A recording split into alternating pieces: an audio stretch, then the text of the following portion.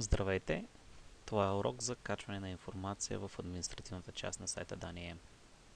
Това не е визуалната част. Отваряме се в нов таб. Административната част. Тук е цялата информация, която се намира и в публичната част. Нека в момента да добавим нова страница.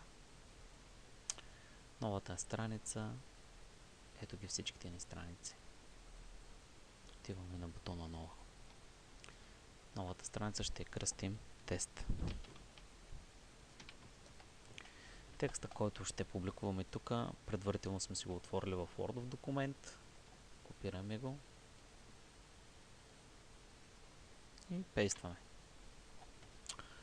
Сега, много важно е да уточним дали искаме да бъде от първо ниво, второ и трето и така нататък. Когато е без родител уточнено, означава, че е от първо ниво и ще се появи като отделен бутон. Ако искаме да е към някой от бутоните, просто го избираме тук. Решаваме в момента, че е от първо ниво. Публикуваме. Той вече се е публикувал. Връщаме се на визуалната част. F5. Да рефрешнем ето го бутона тест. Бутона тест с информация. Така, окей. Искаме да сложим снимка. Маркираме къде искаме да бъде снимката, защото е много важно да уточним. Нека да е в самото начало. Отиваме на добавяне на друг тип файл. Сега имаме два варианта. Или да аплоднем нов файл от тук, който ще ни се появи. Примерно, ето, избор на файл. Да речем, че е това. Маркираме го, отваряме го. Той вече се качва. Тук трябва да напишем името, което ще се появи отдолу. Примерно, име на снимката. Да се знае, че това е описателният текст. Задължително на четирите места пишем едно и също. Подравняването. Ляво, дясно, център, къде искаме да бъдем. Избираме да е ляво.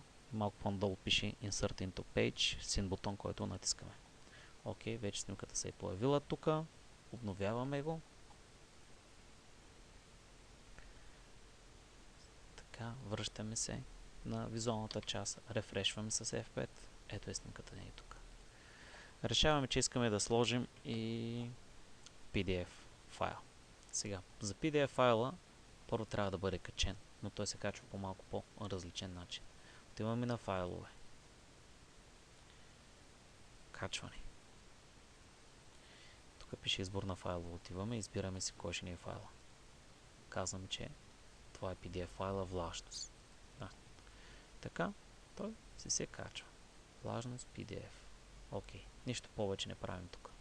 Връщаме се на страницата, която работим.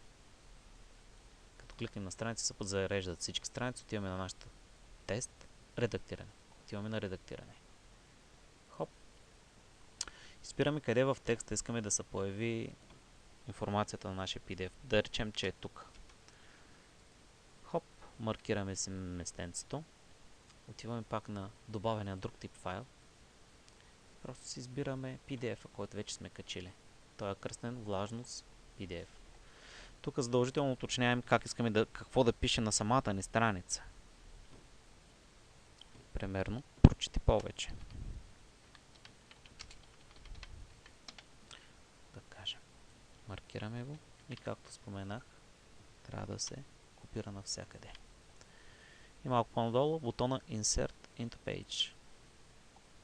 Ето, тук се вмъкна вече като линк на самия PDF. Отиваме на обновяване.